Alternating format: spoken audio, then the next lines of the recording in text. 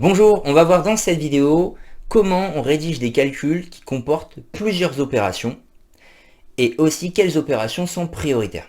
Alors, pour comprendre ça, on va regarder 4 exemples. Vous pouvez le voir, dans ces 4 exemples, on retrouve des additions, des soustractions, des multiplications et même des parenthèses. On va d'abord s'intéresser à des calculs comme ceci, dépourvus de parenthèses. Il y a quand même une chose fondamentale à intégrer.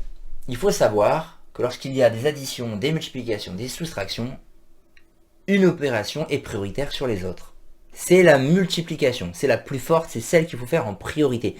Peu importe où elle se trouve dans le calcul, elle n'a pas besoin d'être au début, il faut la faire en priorité. Ici, regardez d'ailleurs, j'ai 15 moins 3 fois 3. Le fois n'est pas en premier, et pourtant je viens de vous le dire, c'est celui que je vais faire en premier, parce que la multiplication est prioritaire. Je peux d'ailleurs même souligner, ça peut m'aider un petit peu, quel calcul je vais devoir faire. Ça, c'est la première étape. Déjà, avoir retenu quelle opération est prioritaire. C'est fondamental. Maintenant, il y a aussi la rédaction, et on ne rédige pas les choses n'importe comment. On a 15 moins 3 fois 3. Le 15, pour le moment, je ne vais pas le calculer, mais je vais quand même le réécrire. Et je vais tout remettre systématiquement. Et en plus, je vais les remettre les choses, même lorsque je ne les calcule pas, au même endroit où elles se trouvent. Le 15 est en premier, je ne le calcule pas, mais je vais quand même le remettre en premier. Le moins aussi. Pour moi, je ne me suis pas occupé de ça. Maintenant, je vais faire 3 fois 3. 3 fois 3, ça fait 9. Voilà.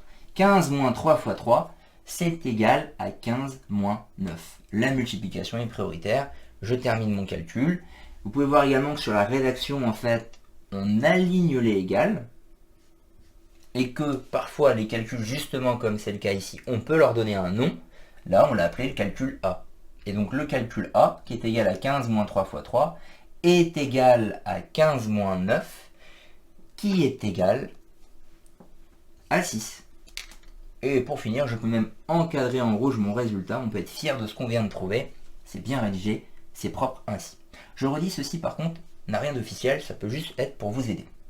Je passe au calcul B. Là encore, toujours pas de parenthèse. J'ai des additions, enfin une addition, pardon, et deux multiplications. Elles sont prioritaires. Donc ici, 5 fois 5, c'est l'un des calculs prioritaires, mais c'est également 4, 3 fois 2. Je vais pouvoir les faire en même temps. Je vais donc écrire, j'aligne bien mes égales, 5 fois 5, ça fait 25,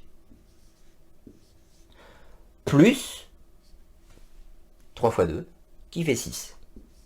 Vous pourriez le faire dans une seconde étape, mais on peut très bien le faire en même temps ici, ça marche très bien. Et donc il me reste à faire 25 plus 6, ben ça fait 31.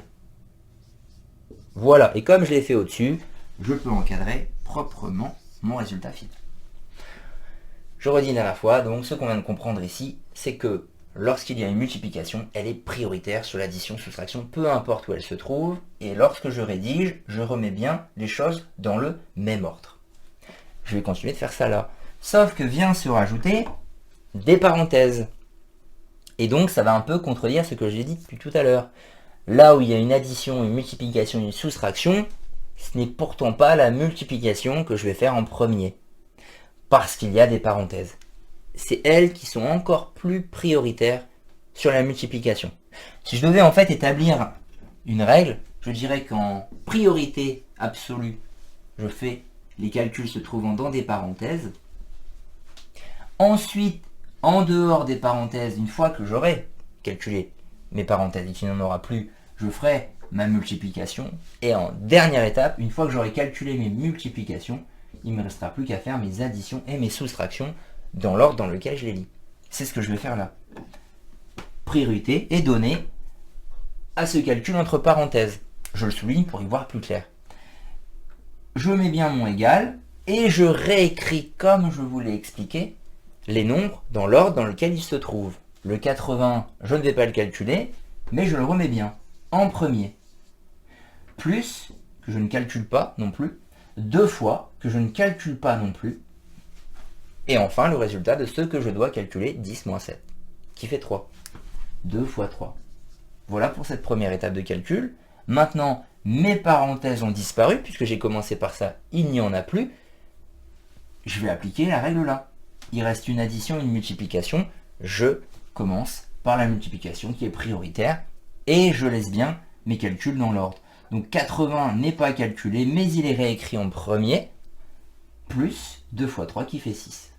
Finalement, on trouve 86. Là encore, j'encadre proprement. Eh bien, on termine avec le D, mais là, il n'y a plus rien de nouveau, vous savez tout. J'ai une multiplication, des parenthèses, une soustraction, c'est les parenthèses qui l'emportent. Je vais réécrire le 5 fois, que je ne calcule pas pour le moment. 6 plus 2, ça fait 8, donc j'ai 5 fois 8 à faire ensuite, moins 20, que je réécris même si je ne le calcule pas, je pense que vous commencez à comprendre. Maintenant, opération prioritaire, c'est le fois. Donc je vais faire 5 fois 8 qui fait 40, et il me restera à retirer 20, finalement, ça fait 20. Vous pouvez vous permettre, en dernière étape, de mettre sur la même ligne. Si vous avez manqué de place, par exemple, c'est possible quand même. Mais on ne le fait pas sur toute une série. Si vous mettez ça sur une même ligne, ça devient illisible. C'est pour ça qu'on adopte cette rédaction-là comme ça, où on comprend très bien, beaucoup mieux ce qui s'est passé et l'enchaînement des opérations. Ce qui n'est pas le cas lorsqu'on rédige en ligne. C'est pour ça que cette rédaction en ligne, on l'oublie, on l'évite dans ce genre de calcul. Voilà.